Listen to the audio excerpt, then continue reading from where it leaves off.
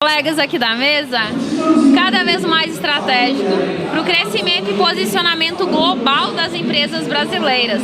Andrei, já começo contigo.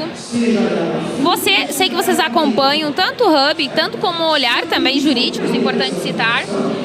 Você acompanha empresas que estão dando seus primeiros passos de expansão internacional.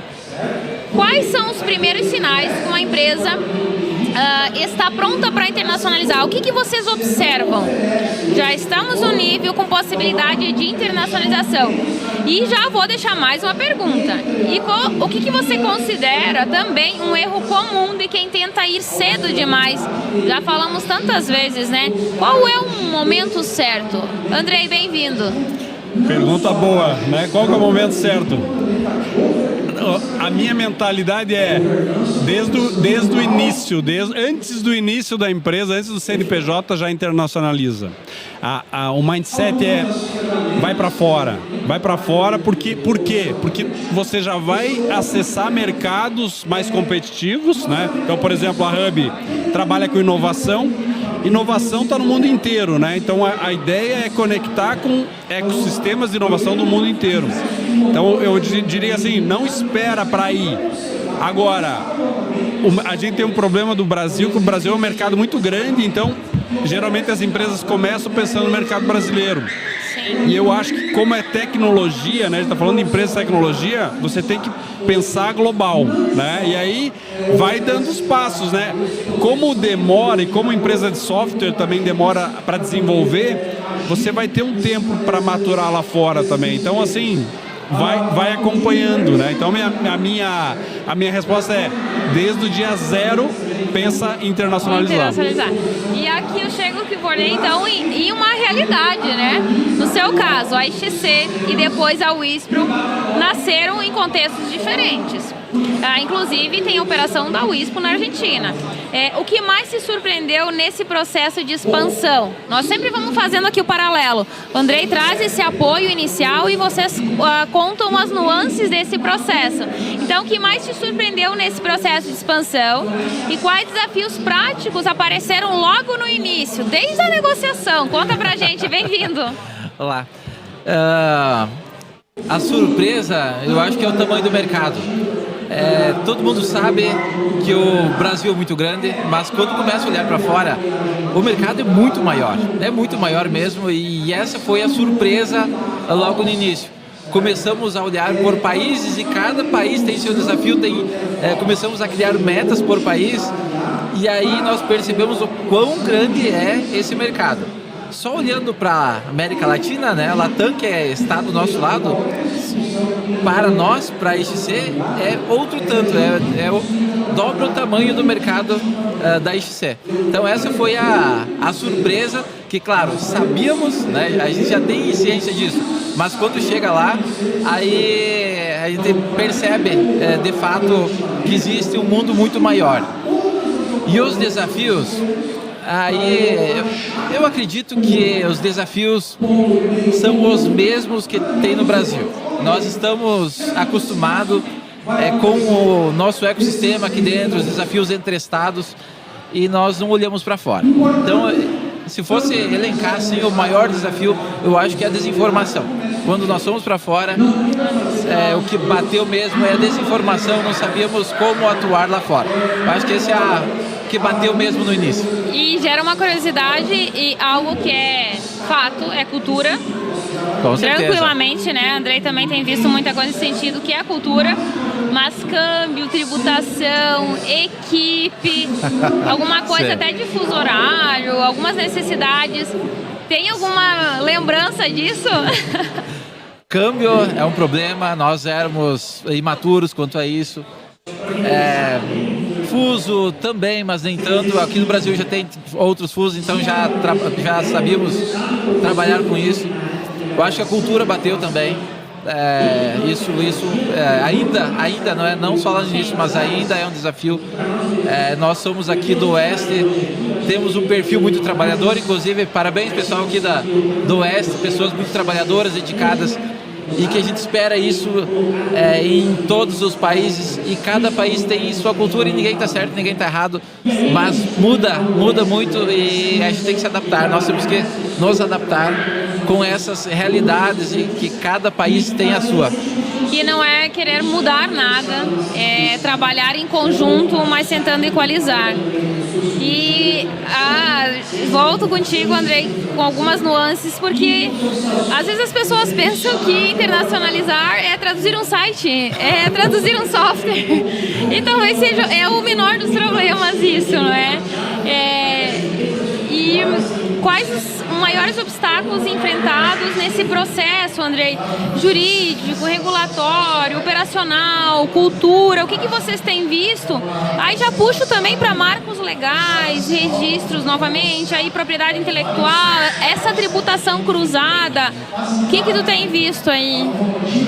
Eu estava fazendo uma pós-graduação em Direito Internacional, né, e aí, numa das primeiras aulas, o professor falando de offshore, e eu tinha aquele meio de preconceito, offshore, essa coisa de jogar dinheiro para fora, né, Aí, resumindo, quando terminou a aula desse professor, eu pensei assim, o maior problema é o Brasil, com a burocracia, então a gente tem muitas vezes medo de sair porque é o desconhecido, mas aqui muitas vezes o maior problema é dentro de casa. Às vezes a própria concorrência, pensa na Europa, né? A gente tá começando a fazer tá decidindo para qual país a gente vai começar na Europa, né? Aí tu pensa, vai para Portugal, vai para Bélgica, vai para Alemanha, mas são locais que são mais desenvolvidos, né? Que tem menos burocracia, que tem menos barreiras para você empreender, né? Tem mais proteção e muitas vezes até menos concorrência. Tem coisas que o brasileiro tá mais na frente, porque o brasileiro é um pouco early adopter, né? A gente gosta de tecnologia e usa, né? Então, é não ter um medo de ir, e quem está acostumado com o Brasil não vai ser difícil lá fora, né? Não, acho que é isso, né? Estamos acostumados com os desafios, é só falta de informação. É conhecer, né?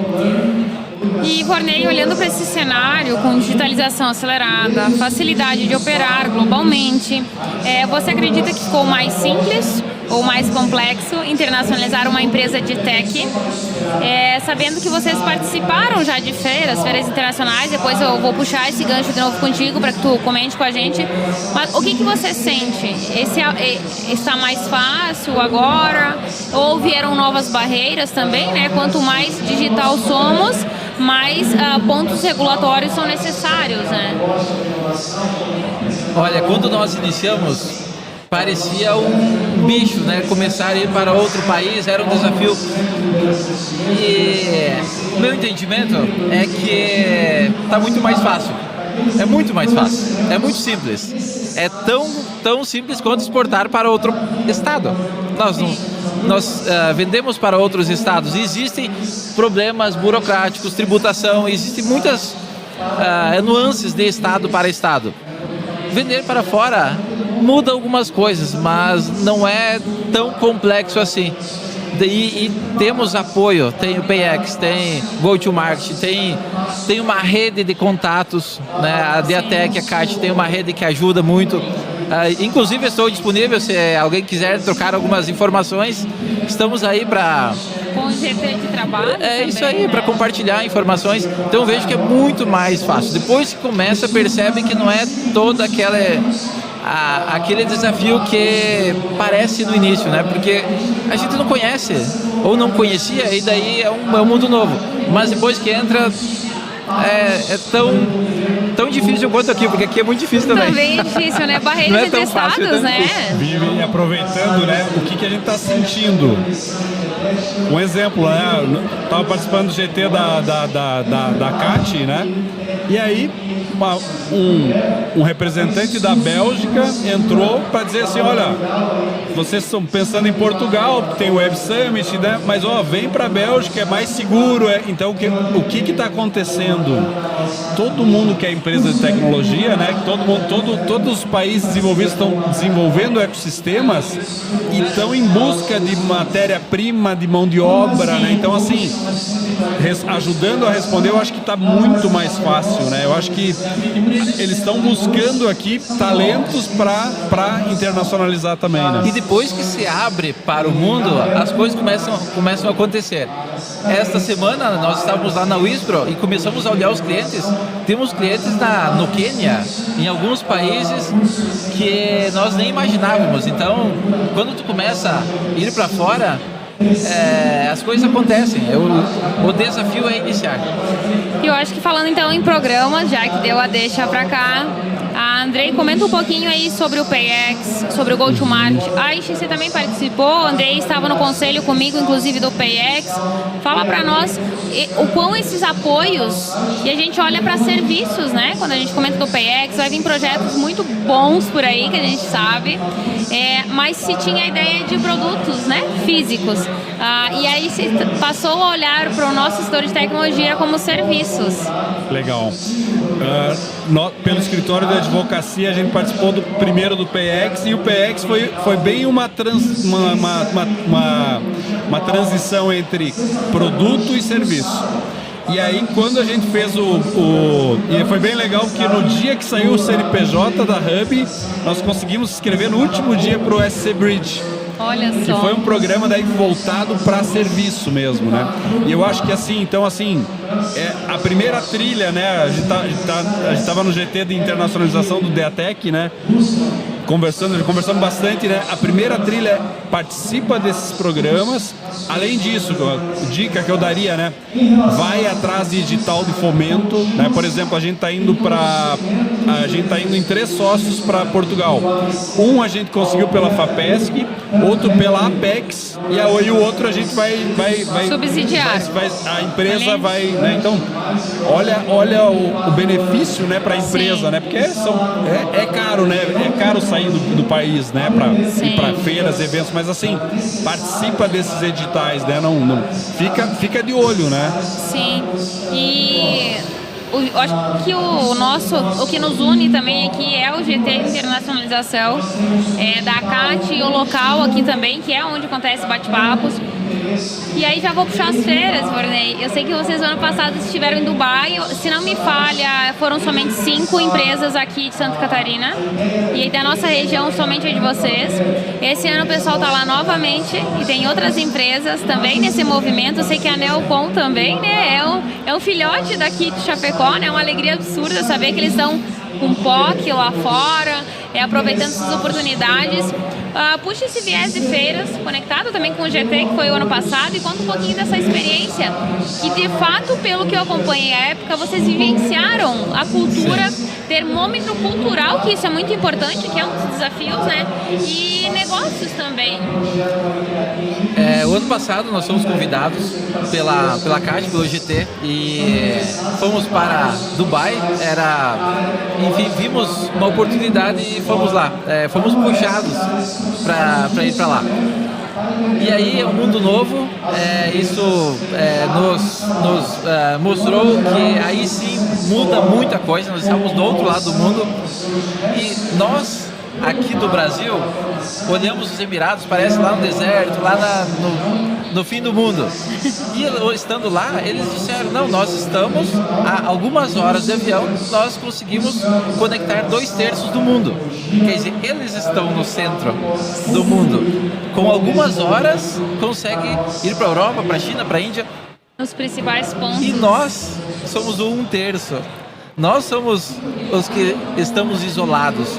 Então, muda a ótica, muda as coisas, olhando para indo para as feiras, e começamos a entender mais as oportunidades que existem e que vai muito além das nossas fronteiras. E coisa que assim me impactou muito naquela viagem é que nós temos a Oli, um sistema de automação completo com muitas funcionalidades, e chegamos lá, uma empresa muito grande que tinha uma solução muito simples de gestão de ar-condicionado. Quer dizer, é um deserto, é muito quente, eles precisam de um desafio, tinha um desafio para superar, e foi empresa que solucionou coisa que para nós nem faz sentido. E é muito pequeno, muito Sim. menor do nosso ecossistema. Lá eles são muito grandes lá. Quer dizer, tem oportunidades lá fora que é muito mais simples que aqui. Nós